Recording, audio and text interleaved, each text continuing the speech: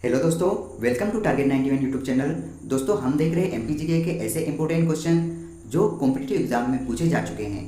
इस प्रकार हम लगभग 1000 मोस्ट इंपॉर्टेंट एमसीक्यू सीरीज के रूप में देखेंगे, जिसमें हमने लगभग अभी तक 250 क्वेश्चन कंप्लीट कर लिए हैं, जो कि 8 पार्टों में कंप्लीट हुए हैं। अगर आपने पिछले वीडियो नहीं देखे तो प्लेलिस्ट में जाकर आप वो सारे वीडियो विजिट कर लें, क्योंकि ये वही क्वेश्चन है जो पूछे जा चुके हैं और खासकर एमपीपीएससी जो अभी एग्जाम होने वाली है उसमें ज़्यादातर पूछे जाने की संभावना रखते हैं। अगर आप इस चैनल पर नए हैं तो आप चैनल को सब्सक्राइब कर लें, क्योंकि इसके माध्यम से आप अपनी पढ़ाई को और बेहतर बना सकते हैं। इसी प्रकार आज हम फिर ऐसे क्वेश्चन डिस्कस कर रहे हैं। पहला प्रश्न है, राज्य पुनर्गठन आयोग के अध्यक्ष थे doctor Fazal Ali. Option C. निम्नलिखित में से किस वृक्ष से गोंद प्राप्त होता है? बबूल। Option A. मध्य प्रदेश में तेंदुपत्ता सर्वाधिक निम्नलिखित में से किस उद्योग में प्रयुक्त होता है?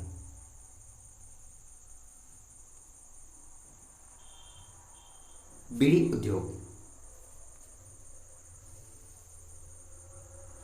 मध्य प्रदेश में सर्वप्रथम कौन सा राष्ट्रीय उद्यान स्थापित किया गया था?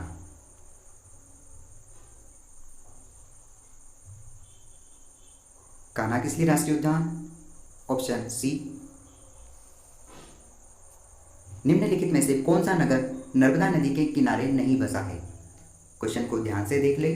कौन सा नगर जो नर्मदा नदी के किनारे नहीं बसा है?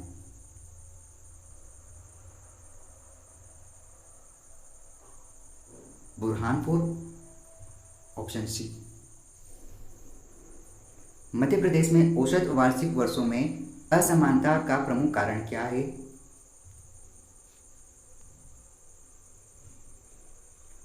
राज्य की भौगोलिक या भौतिक बनावट। ऑप्शन सी।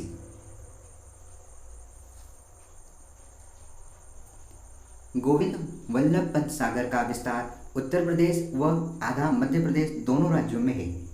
यह मध्य प्रदेश के किस जिले में है?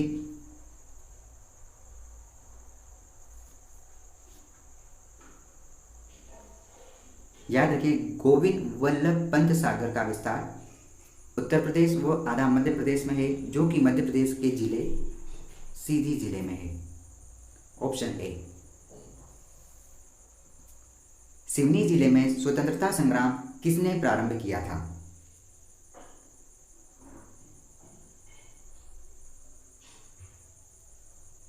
जटार। Option A. मध्य प्रदेश में सोयाबीन का उत्पादन निम्नलिखित में से किस जिले में सर्वाधिक होता है?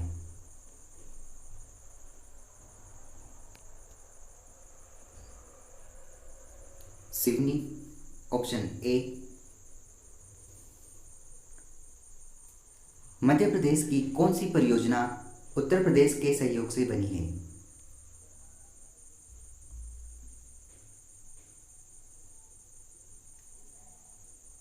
केन बहुउद्देशीय परियोजना। Option B. Bharat heavy electricals limited की स्थापना मध्य प्रदेश के किस नगर में की गई है?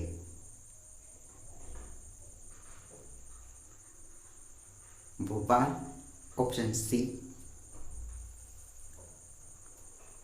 नेशनल न्यूज प्रिंट एवं पेपर कारखाने का निर्माण मध्य प्रदेश के किस नगर में हुआ है?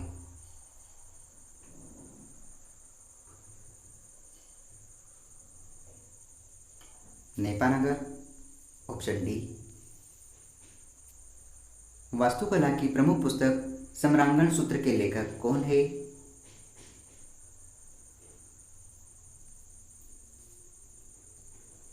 याद रखिए, सम्रांगण सूत्र के लेखक राजा भोज है। Option C. मध्य प्रदेश में सबसे बड़ी अनुसूचित जनजाति कौन सी है?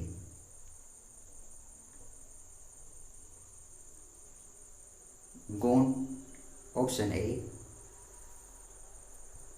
मध्य प्रदेश सरकार लोक कलाओं के लिए निम्नलिखित में से कौन सी फेलोशिप प्रदान करती है?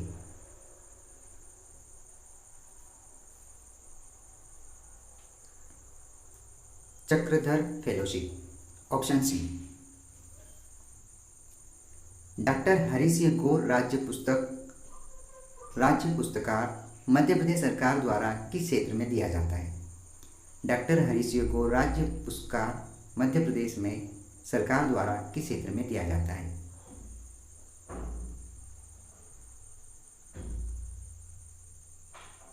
राइट आंसर है सामाजिक विज्ञान के क्षेत्र में मध्य प्रदेश सरकार द्वारा राज्य पुरस्कार दिया जाता है। ऑप्शन बी रहेगा। कर्क रेखा मध्य प्रदेश के किस भाग से गुजरती है?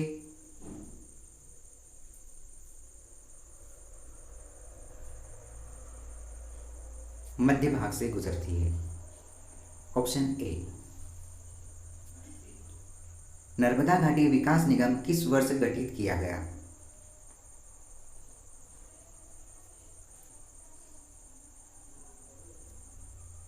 सन 1981 में। ऑप्शन बी रहेगा इसका आंसर।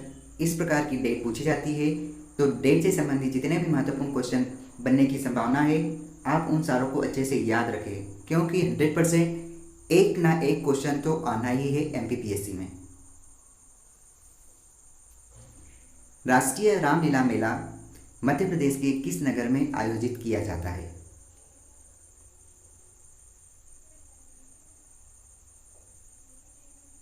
भोपाल में। Option B. अफीम उत्पादन की दृष्टि से मध्य प्रदेश का देश में कौन सा स्थान है? द्वितीय। Option B. मध्य प्रदेश का खेल कूद साप्ताहिक समाचार पत्र खेल हलचल कहाँ से प्रकाशित होता है? भोपाल से। Option A. निम्नलिखित में से मध्य प्रदेश के किस मुख्यमंत्री का कार्यकाल सबसे कम रहा है?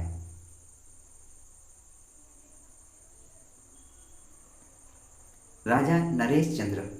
Option A. अफीम उत्पादन की दृष्टि से मध्य प्रदेश का देश में कौन सा स्थान है? द्वितीय। Option B. भोपाल ट्रेजेडी नामक पुस्तक के रचयिता है?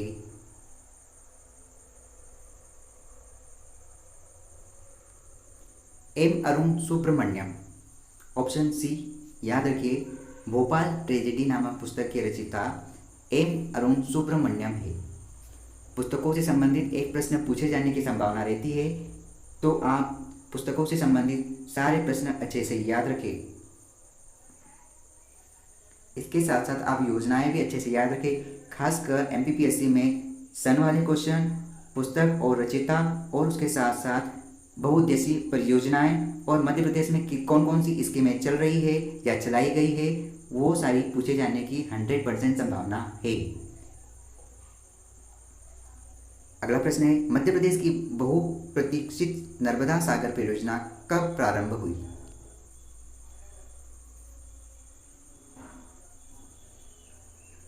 इसका आंसर है 18 नवंबर सन 1987। Option B.